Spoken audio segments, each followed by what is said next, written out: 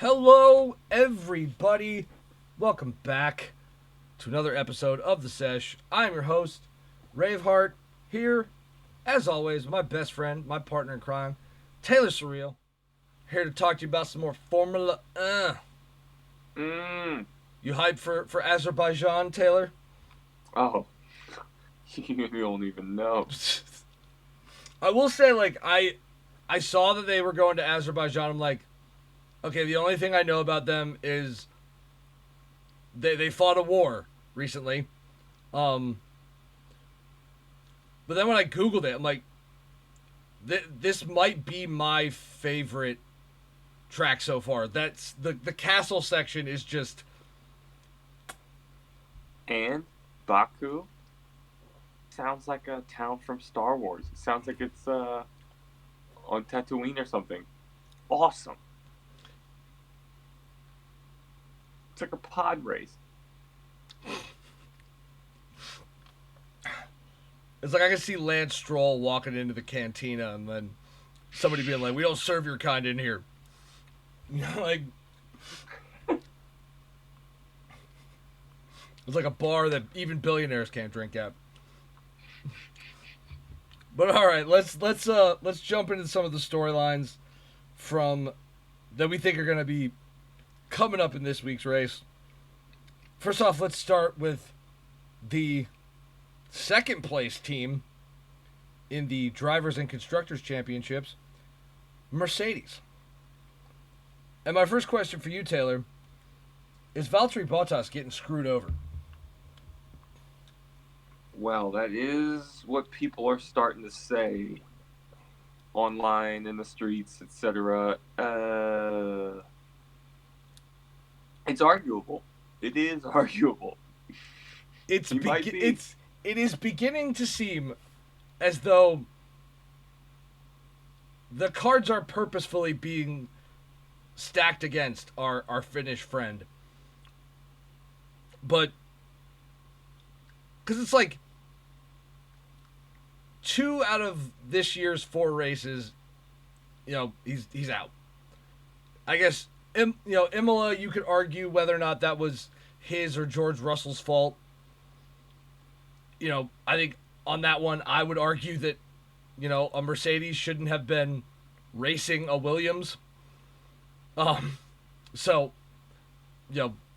maybe it kind of falls on Valtteri a little bit on that one, but it's like wet track, they touch, spin, Done. shit's gonna happen. And then just the heartbreak that was fucking Monaco. Like, that just was not fair. It's like, did that guy on the pit crew lose his job? I still don't understand how. I've watched the videos. I don't understand. Like, he had to be, like, just off. Like, it's like, how off do you have to be with one of those guns to do that? When was the last time it happened to anybody at any team? That's not one of the things I Googled in my research for this. But off the top of your head, I can't remember any recent times. Like, I've never heard of that. That's No, ridiculous. like that's It's strict. like there are plenty of examples of wheel nuts coming off of cars. I think this might be the most notable, if only, example of one being permanently affixed to a car. Or not permanently, obviously. I think I sent you the video. What the hell did they use to get that tire off? It looked like they cut grooves into the stripped small bit of metal and then used a smaller type of nut, for lack of a better term, or like thing, and like latched onto it or something. But I never saw the tool. I just saw them like cutting away with some kind of Dremel looking tool. Yeah. Ridiculous though. Still, exactly, that's the thing. Shady information. We have like barely any information. It's like we watched them cut it off, but it looked like Valtteri's Mercedes was, having its teeth cleaned or some shit. Like, And once they got it off, it just was like spun right off. They're like, Yeah. oh, and I was like, what the fuck? You didn't show us anything. You showed us nothing. Yeah, I think what's his name? I heard this on WTF1 or whatever, but it was like Shout out. Lewis hasn't had a a mechanical a retirement based on a mechanical failure in like 50 plus races, Mm-hmm. and Valtteri I has saw that. 2 and 4. It's just like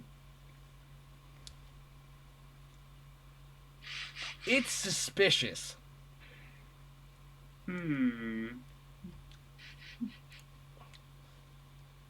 But we'll get into that later. That's probably another F1 conspiracy files I video was for gonna us to say the do. same thing. But let's move on to the next. It's are Mercedes playing mind games with the rest of the field right now? And I'm saying the answer is fucking yes. I think that Toto Wolff and Lewis Hamilton are choosing their words very wisely when they speak to the media, especially as it pertains to Red Bull. Just because it's like they know they might not be able to match them for pace, depending on the track, but the advantage they have is it's up here. They have the smarts, that Machiavellian ruthlessness that they need to, really, turn the screws on Red Bull. Well, they know everybody's listening, so they know they're in the ear of everybody if they want to be. You know what I mean? It's not something they're doing 24/7, but when they need to, they're gonna chirp a little bit. It's like it's like you hear Max talk about it, and he's like, I don't envy anyone. I love my life. Blah blah blah. I'm really happy with where I'm at right now. It's just like look, he's won Lewis has won 7 world titles. You can be a little envious of the fact that he's been so successful. It ain't haterade if you admire the fact that he's accomplished that.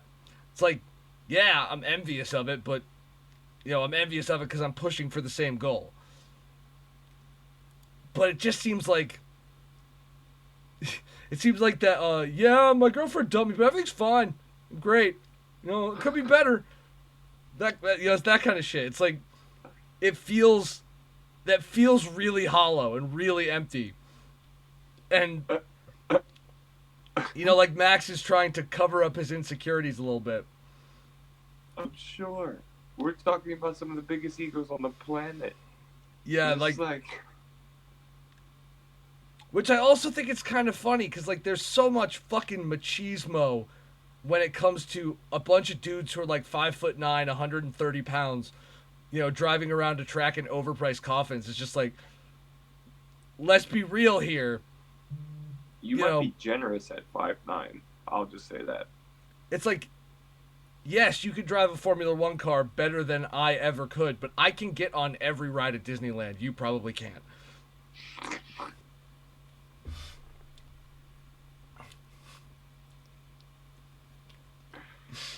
Facts.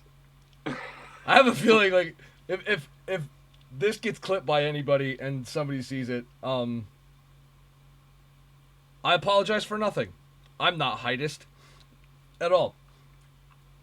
All I know is they fit perfect in those cars, and I know I wouldn't. That's all I'll say. They look super cramped. They're designed. It's almost like they take it into account. Think about this. You could be a phenomenal driver, but are you the size that works with the calculations of the whole everything else going on? I think my skeleton weighs too much for me to be an F1 driver. You could be a transporter or something, but not an F1 driver. I could be a safety car driver. Yeah, there you go. But all right. You can fit into the Mercedes. Sorry. I can fit into an AMG. If Jeremy Clarkson can, I can. Facts, exactly. That's how all I right. did it. Let's move on to the leaders in the clubhouse right now. That'd be Red Bull. Oh, It's like on another street circuit. Do you think Max has, has the stones to put in another really good race and extend that lead? my gut says yes. My gut says yes. Because it looks like this track might favor power and speed, and with the conditions that are expected, I think it might be a battle, but I think they will be on top, to be honest. But the power teams are going to do well, I think. So here's my thing. I'm going to say no. What I think is going to happen is after last week, we know, like, Lewis doesn't really, I don't think he cares for street circuits very much. But He's very vocal about it. yeah, but I think with Ferrari coming out big, I think Valtteri has something to prove this race. If they let him. Yeah. I think the McLarens are sneaky. I think there's gonna be some like there's going to be some things that we don't expect with this race. I'm gonna say right now, I expect McLaren on the top 3 pole. Okay, well let's save that. Let's save that for the predictions. But let's move on to the other big controversy in F1 right now, or probably the big controversy in F1 right now: Red Bull's bendy wing. It's like, are they prepared for the FIA to, hit their bendy wing with the proverbial Nerf hammer and bring it back in line with the competitive standard? Well, do you think there will be a nerf? I mean, yeah, they've already said that they're gonna, they're increasing the stringency of the tests. I've heard grovel, and I've heard they're like, no, it's gonna be too expensive. Blah blah blah blah blah. I've heard pushback. I've heard blah blah blah. I think it's gonna be. We're gonna know on Saturday. Well, they still have one more race. I think they can still run the bendy wing this race, but it's before the next one where they have to swap it out.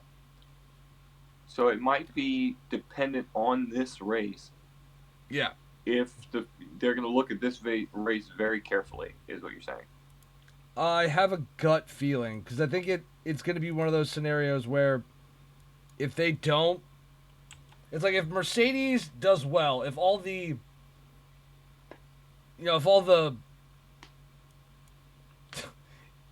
cars that basically have been bitching about this, if they do better than people expect, then I think we're going to hear a little bit of a silencing of all these, bendy wing bullshit. Oh, we're going to protest, blah, blah, blah.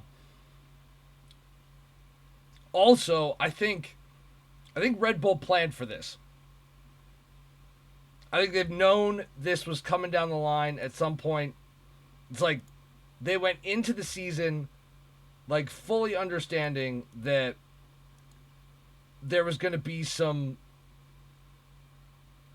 pushback once somebody realized what they were doing, and had something in place maybe before those cost caps came in, and just developed a whole new rear end of the car before the regulations came in, and have something ready to go for if their magical bendy wing got nerfed. That would be the smart thing. It'd be like a team in Call of Duty knowing the next meta gun to pick when the fan favorite gets nerfed. Like, I'm beautifully. Yeah. It's like there's definitely going to be a an adjustment period, but I don't think it's going to be as, you know, I don't think we're going to see Red Bull struggle as much as everyone probably thinks they will. So you don't think we're going to see a massive mandate of them going back to rigid wings this weekend? Well, no, it won't be this weekend. Like they've already come out and said that it's before they have to change it by the French Grand Prix, which is, I don't know if that's next week or what, but I don't know. I thought we were in Austria for the next 2 weeks. We'll see. Yeah, yeah. For F1 fans, we're not great with the fucking schedules. But all right, moving on to this next little question I have posed here. It's, are George Russell and Esteban Ocon fighting for that second Mercedes seat? We've already talked about whether or not Valtteri's getting screwed over. I think the evidence obviously points to yes, but, you know, I digress. If he gets dumped out of that team, you know, who's going to be the pick? Because like George Russell's at the end of his contract with Williams at the end of this year.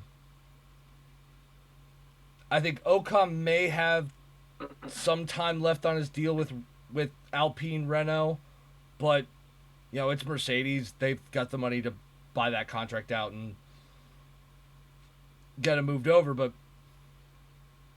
I don't know, if you were Toto Wolff, who would you want? Would you want Mr. Saturday or the Frenchman that I definitely thought was Spanish?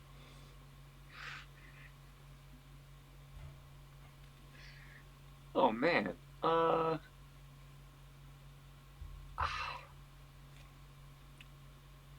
Dude, I have no clue. Oh man. I what do you think? I mean, this is the biggest pickle for me of the whole thing, to be honest. So right now you have Esteban with Fernando Alonso. 2-time world champion, one of the probably the best out there at getting the most out of the car he's driving. Obviously, it's still an adjustment period, but like he's signed on for like a 3-year deal or something like that. Mm-hmm. So you already have one of your future drivers, you know, quote unquote, under the tutelage of a multi-world champion. In that Renault team, you don't have to expend any more money. You know, he's there.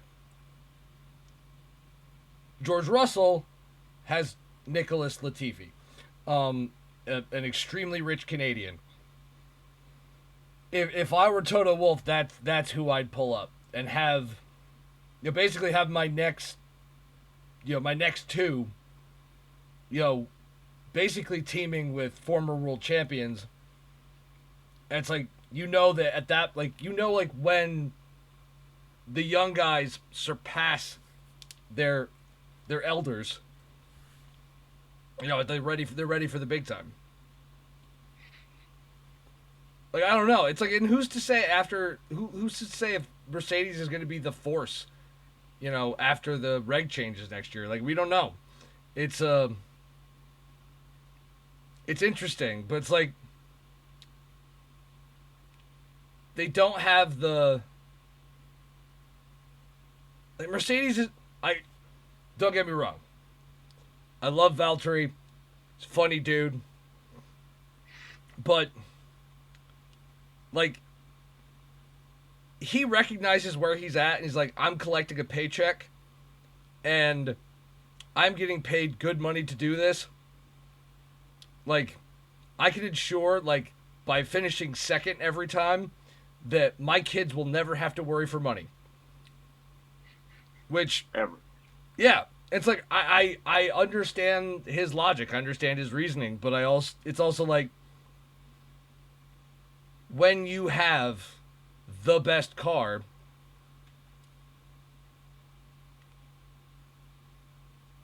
it's like you shouldn't like if you're Mercedes, you shouldn't be behind Red Bull in the constructors right now. It's like if you'd taken care of Was it Valtteri one as point though? yeah, but it's like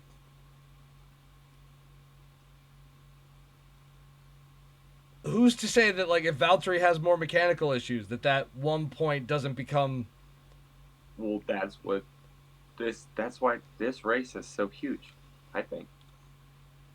and it's just like if you're not gonna give Valtteri the same kind of you're not gonna give him the same love that you give Lewis,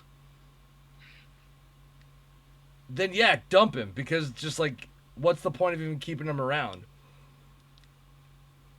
They've gotta. It's either they bring in someone who's gonna challenge Lewis and who's gonna fight Lewis to ultimately replace him, or they keep the harmonious, team chemistry situation that they've got going on right now, but end up pissing off the young guns that they eventually want to replace these guys with. And obviously, the space is limited in F1, so there's no like I don't see George Williams signing a multi-year extension or George Russell signing a multi-year extension with Williams. It's possible, Yeah, but probably not though. yeah, it's like that would be a risky career move. But it's also like, where else is he gonna go?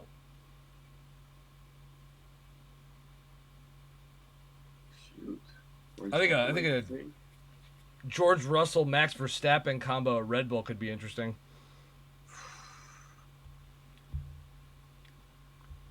Now we're talking. But that could also be like it all goes up in flames after the fucking first race. But all right, now that we've got that, let's move on to another question. Will Ricciardo and Leclerc bounce back after Monaco? I think so. The confidence I've seen, specifically in Leclerc, looks like nobody's even bothered. It's kind of like they were angry that day, whatever. Behind them, they're already focused and ready to go. That's another reason I think this race is going to be very exciting.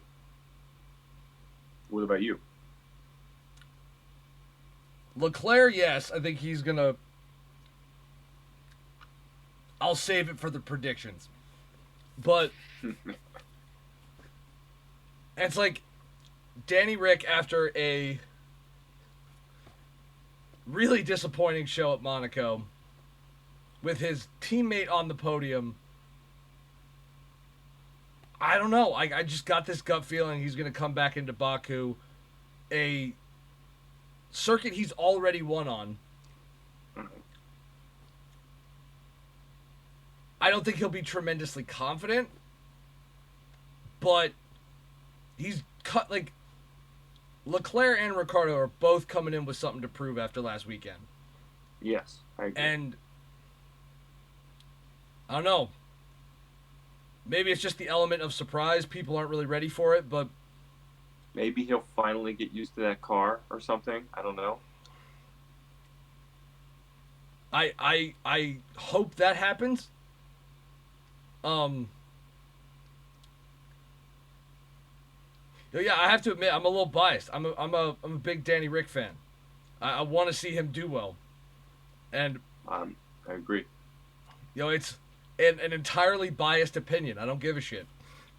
We're not journalists. We're allowed to have our weird fan moments. But it's like I want to see Ricciardo bounce back. I don't know if he will, but I want to see it. I hope so.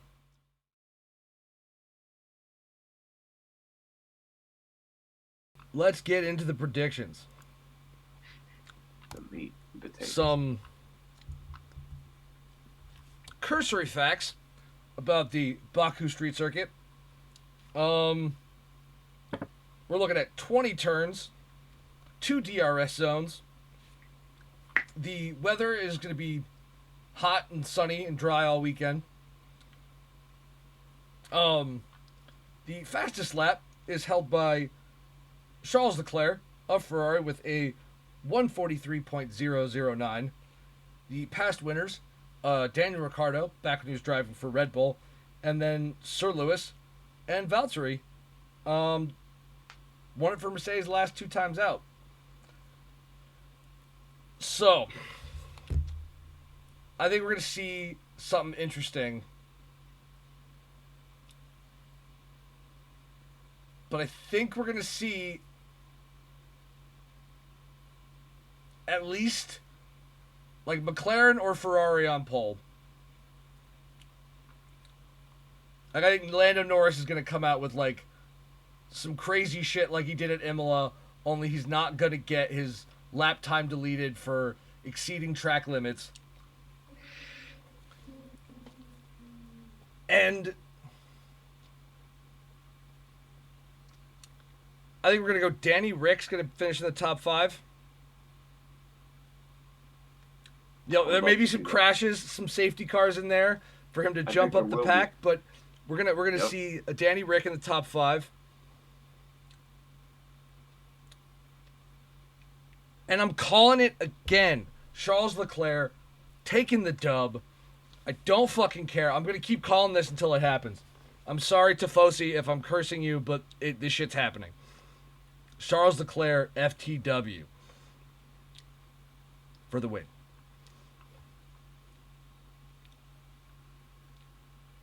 You're doubling down. Oh, yeah, I'm doubling down. You're doubling down. This one, for whatever reason... You're going to see a fucking Ferrari flag hanging up in the background. So, no bullshit. I was talking to my neighbor the other day. He was walking his dog around. I saw he was wearing a Ferrari hat. I asked him if he watched Monaco. And he was just like, when Charles crashed, it was... like, my neighbor is a fucking Tifosi. I drove past his house on Sunday of the race. He has the Ferrari flag hanging outside of his house. That kind of Tifosi. You've got another F1 fan right around the corner. That's awesome. He's a cool dude. Mr. Jameson. But my least favorite liquor. Sorry. Boo. Okay, move on. The Irishman in me can't handle somebody saying that. But all right, Taylor, come on. Give us a prediction. Who's taking pole and who's taking the win? Okay. I think top 3, not necessarily in order. I think we're going to see Red Bull. I think we're going to see Mercedes. And I think we're going to see McLaren. I want to see Ferrari. It's so tough but I think Red Bull's going to take the win. All right, so is it going to be Checo or is it going to be Mad Max? Mad Max all the way. Cuz we're looking at some speed. I think it's going to be a battle between Red Bull and Mercedes, just a power battle. And then the fight for third it's arguably McLaren Ferrari from what I'm thinking. So I went with McLaren, but it's very close. And who knows, one of those two could even take the W depending on the qualifying. But I think we're going to see some overtaking. I think we're going to see some crashes. I think it's going to be exciting, especially because everybody's itching after Monaco. Yeah, there's and all the off-track bullshit. I think there's the red mist may descend at some point this weekend, and we're going to see some, I don't know. I'm an American motorsport fan. I watch this shit for the crashes. And I think we're going to see a few this weekend. So tune in, because I think you're right. But, all right, now that we've got our predictions out of the way, we got one big question for the week. and this is something that I I've been watching a lot of, kind of videos about the F2 drivers and like all the junior talent that's coming up and how there's not really a lot of space for them in F1 right now. And also in that, it's the like specifically it's Red Bull, but like Mercedes has its own problems that we've discussed earlier. Red Bull, it's more they're like the Browns front office, and they promote their young drivers too early when they're not ready, and when they inevitably fail, they dump them. Or you have the Mercedes issue, which is just putting it off, and then eventually it's all going to come apart. But it's like, are these like driver academies and like young driver programs? It's like I feel like they're bad for the sport. Like personally, that's just my opinion in general. But it's just kind of like when there are limited spaces, and you've got a guy like Kimi Räikkönen. As much as I love Kimi, I'm a Kimi fan, but he's like 85. Like, I understand the fact that Kimi Räikkönen is a stone cold badass. He could rock up to the, starting grid after taking 3 tabs and chugging a bottle of absinthe and probably still get into Q3. But, like... Holy shit. After a certain point, it's like, you're too fucking old. Like, make room for the new talent. How old can you still drive very well at a high level? Who knows? He's pushing. Is he the Brett Favre? Like, what's going on? I mean, he's retired once. He's come back. So, it could be... Has Kimi sent any inappropriate pictures to certain reporters covering other teams? Like Brett Favre did We don't when he was know. playing for the Jets. We have no idea. It's a huge possibility. Yes, that is very possible for a guy like Kimi Räikkönen, but like, yes. I don't know if I want to really compare Kimi Räikkönen to Brett Favre, but yeah, that could work. But it's like, so you look at the Ferrari junior program. You got Mick Schumacher, who's with with Haas this year. Then there's Callum Ilott and a whole bunch of other names in the lower formulas where it's like, I don't know if they're like future world champions or anything like that, but it's like, well, there's just so much that goes into the selection of the drivers. It's not just skill. But it's like, one, it's like it's skill and money. It's like, how much money is Kimi Räikkönen or Fernando Alonso bringing into a team right now? Well, that's different than if you're thinking about selecting like a new driver. You know what I mean? Or like somebody new. And is it, do they operate like the soccer development programs that feed Barcelona, Real Madrid? Do they operate like the gymnastic? I don't think they operate like that. I don't think it's like really about like getting them into like Formula One equipment and then developing their skills over time. I think it's, especially with Red Bull, it kind of seems like you've got a certain period of time to prove yourself. Right. And if you don't, out the door with you. It's like when it costs so much fucking money because basically karting can cost a family up to $250,000 a year. F3 is about $1 million a year, and F2 is about 2.5. And it's like best case scenario, you're probably dropping at least $10 million into your kid's racing career before they're legally allowed to drink in the United States, just so they might have a shot at a Formula One seat. That's just so fucking absurd. That's like I feel like probably the best future F1 driver in the world gave up before he got out of karting because he couldn't afford to do it anymore. Right. It wasn't like Lewis Hamilton, who was coming up from, more modest means, back in the late 90s, early 2000s, when he got picked up by McLaren super early on. And they helped guide his motorsport career, up until the time where he won the F2 championship and then ended up in their team. It's one thing if they're really trying to guide people from early in their careers all the way up into their Formula One teams, but especially with Mercedes, it's everybody knows who your junior drivers are, but you keep passing them over time after time, and it's eventually they're going to get pissed off and just leave.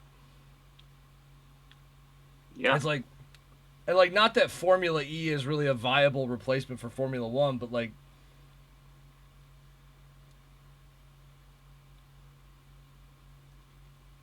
it's weird, but do you think the solution would be to add more teams?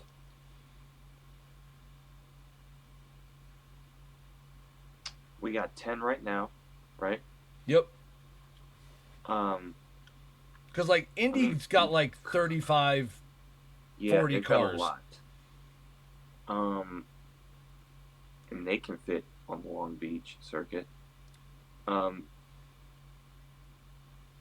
more teams. I mean, yeah, I'm all for it, but now the traveling circus just becomes even larger. Does this just keep snowballing and snowballing?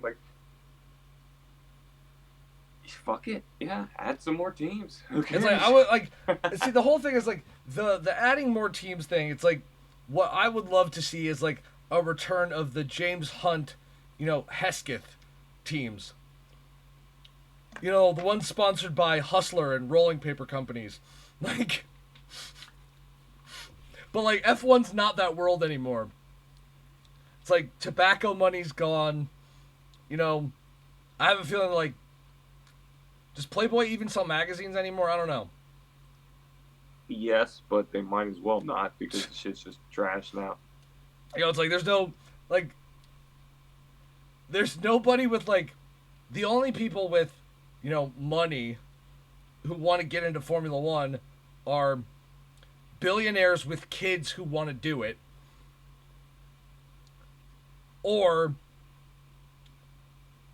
energy drink CEOs who have no fucking money. Right, because it's not exactly a profitable business. No, it's all for the passion, really, and the clout and the marketing, but that's kind of neither here nor there. 20%.